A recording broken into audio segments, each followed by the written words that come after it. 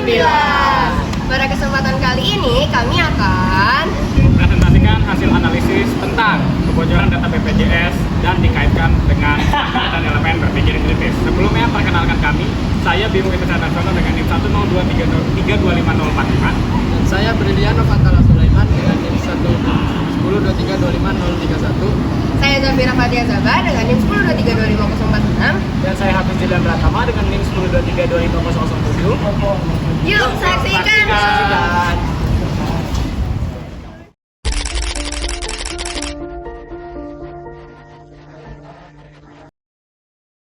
Kementerian Komunikasi dan Informasi menduga kuat kebocoran data warga Indonesia berasal dari BPJS Kesehatan. Karena itu, Kemenkominfo akan mengklarifikasi sejumlah hal itu kepada BPJS Kesehatan. Juru bicara Kemenkominfo, Dedi Permadi, menegaskan pengelola data wajib memberitahu kepada pemilik data jika terjadi kebocoran data pribadi. Oleh karena itu, hasil pertemuan dengan Direksi BPJS Kesehatan akan menentukan langkah ke depan yang akan diambil oleh Kemenkominfo. Sejauh ini, Kemenkominfo telah mengkonfirmasi 100.000 lebih data warga Indonesia telah bocor dari 1 juta data yang menjadi sampel. Kominfo terus melakukan investigasi terhadap 279 juta data warga Indonesia yang diklaim telah bocor. Kominfo melakukan audit forensik terhadap kasus potensi kebocoran data, dan Kominfo telah melakukan rapat bersama dengan Direksi BPJS. Ya, hasil rapatnya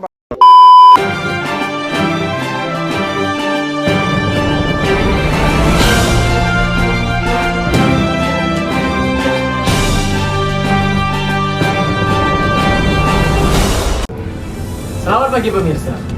Seputar info kembali hadir di sela-sela aktivitas Anda. Bersama saya, Hafiz Julian Pratama yang akan memberikan berita terbaru dan faktual.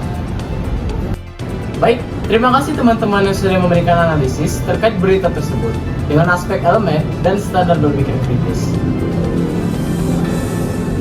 Saudara, informasi tadi menutup perjumpaan kita kali ini.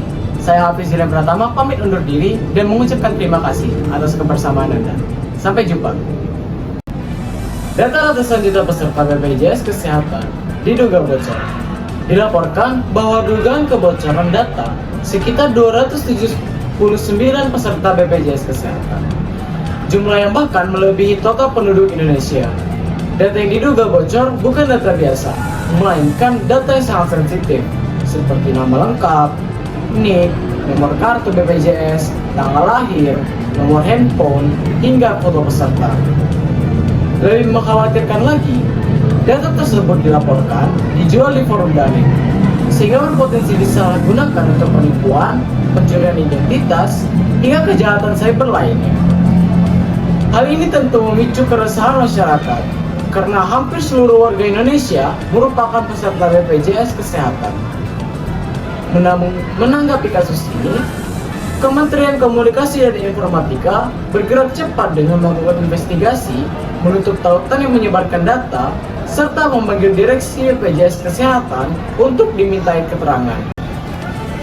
Seorang pakar digital forensik, Ruby Alamsyah, juga menyatakan bahwa tren kebocoran data di Indonesia dalam beberapa tahun terakhir semakin mengkhawatirkan.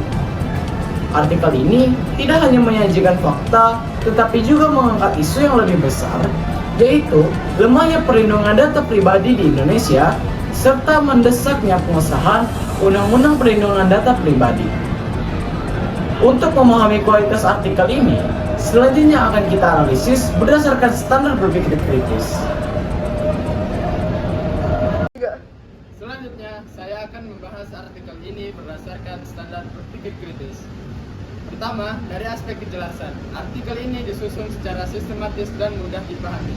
Penulis menjelaskan kronologi kejadian, pihak-pihak yang terlibat, serta respon pemerintah secara runtut, sehingga pembaca tidak mengalami kebingungan dan dalam memahami isu. Kedua, dari aspek akurasi. Artikel ini memuat pernyataan dari sumber yang kredibel, seperti Kementerian Kominfo, pakar digital forensik, dan klarifikasi dari BPJS Kesehatan. Penggunaan istilah diduga menunjukkan bahwa penulis berhati-hati dan tidak langsung menarik kesimpulan tanpa bukti yang pasti.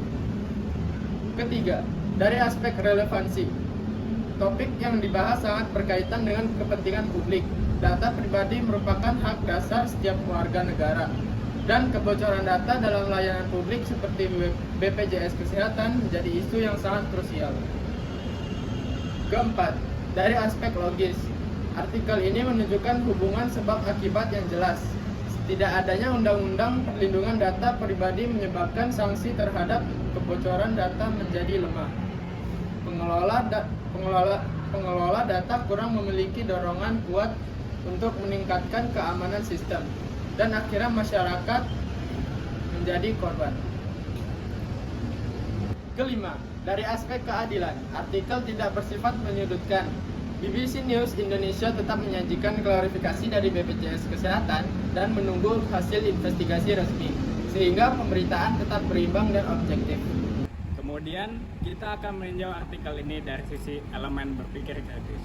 Pertama, tujuan dari artikel ini adalah untuk menginformasikan publik mengenai kedugaan kebocoran data BPJS Kesehatan, sekaligus membangun kesadaran akan pentingnya perlindungan data pribadi.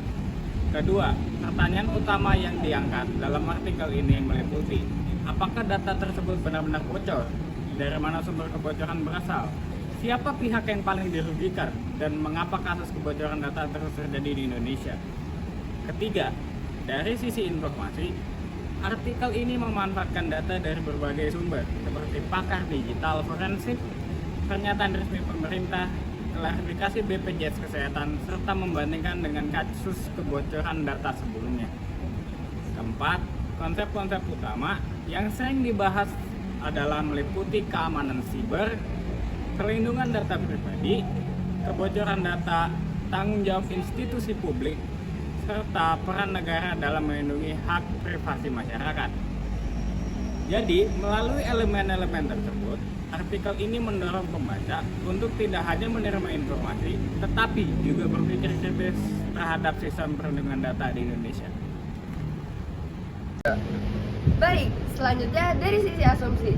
Artikel ini berangkat dari anggapan bahwa kebocoran data lebih disebabkan oleh lemahnya regulasi dan sistem keamanan, bukan semata-mata kesalahan individu pengguna. Dari sudut pandang, artikel menampilkan perspektif yang beragam, mulai dari pakar keamanan cyber, pemerintah sebagai regulator, BPJS Kesehatan sebagai pengelola data, serta masyarakat sebagai pemilik sah data pribadi. Kesimpulan yang disampaikan dalam artikel ini adalah bahwa data yang bocor diduga kuat berasal dari BPJS Kesehatan, dan pihak yang paling dirugikan adalah masyarakat luas. Adapun implikasi dan konsekuensi dari kasus ini sangat serius, antara lain meningkatnya risiko penipuan dan pencurian identitas, serta menurunnya kepercayaan masyarakat terhadap institusi pemerintah dan layanan publik. Sebagai penutup, artikel BBC News Indonesia ini telah memenuhi standar berpikir kritis karena disajikan secara jelas, akurat, relevan, logis, dan adil, serta memuat elemen berpikir kritis yang lengkap dari tujuan hingga implikasi.